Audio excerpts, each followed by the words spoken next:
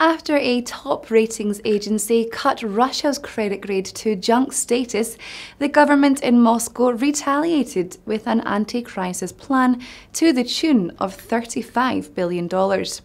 With me down the line to try and make sense of it all is Christopher Granville.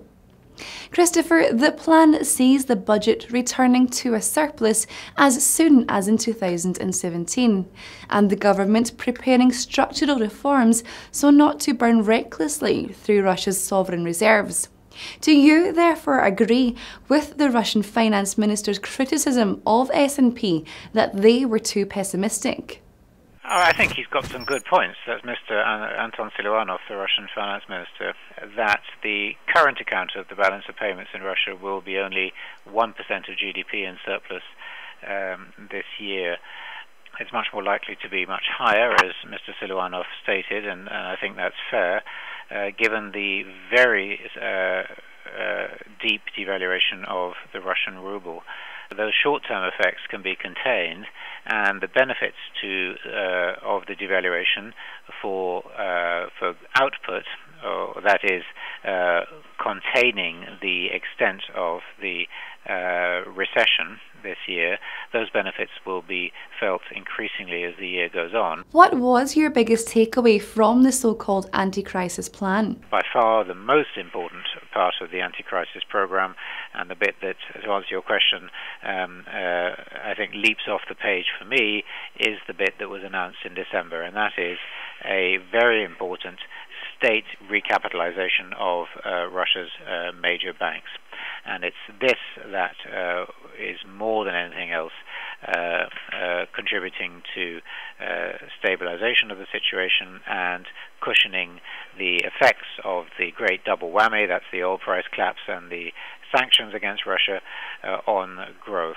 Indeed, the pledge is for 2.34 trillion rubles to help the economy withstand Western sanctions and the collapse in oil price, but only 22 of the 60 items were costed. Some analysts agree the pressure on Russia is mounting, yet their biggest fear is Russia's reaction to the cut and more sanctions. Would you agree? The uncertainties and the instability created by this geopolitical confrontation are by far the major outstanding risk.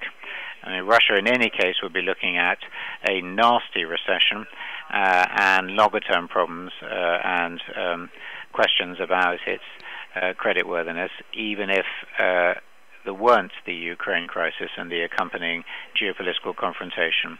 So, the situation would be uncomfortable but manageable. It's the geopolitical confrontation, I think this is what you were driving at in your question, which is the major imponderable, the major risk, unquantifiable, and this is why I think that all types of investors in Russia and anyone looking at the country needs to focus above all on this situation, which is focused now on the terrible conflict going on in the southeastern corner of Ukraine, but which of course has much wider aspects and implications. This downgrade from S&P was largely priced in by markets. However, should another ratings agency follow suit, the ruble could be in for even more trouble. Do you think this is likely? What is your outlook for the currency? There seems to be no imminent prospect of one of the other two major rating agencies, that's Fitch or Moody's, following in the footsteps of Standard & Poor's in downgrading Russia's sovereign credit rating to junk. Of course, that could happen later, further down the road, but no imminent signals from either. However, I think the outlook for the ruble is, despite it being, I think, by any standards, undervalued now in fundamental terms, even if you assume that the oil price is not going to recover much above 50. But nevertheless, I think it's difficult to expect the ruble to strengthen greatly because of sanctions. There's further sanctions threatened by the EU and the US as we speak. More sanctions, of course, or at least the deterioration in the atmosphere, which clouds the prospect of lifting the existing sanctions, especially the financial sanctions, that means that there will be further outflows as a matter of course. But I come back to my starting point. For Russia's real output and for employment, in the medium run, this is not at all bad. In fact, this gives the single most important cushion to the shocks which the country is experiencing.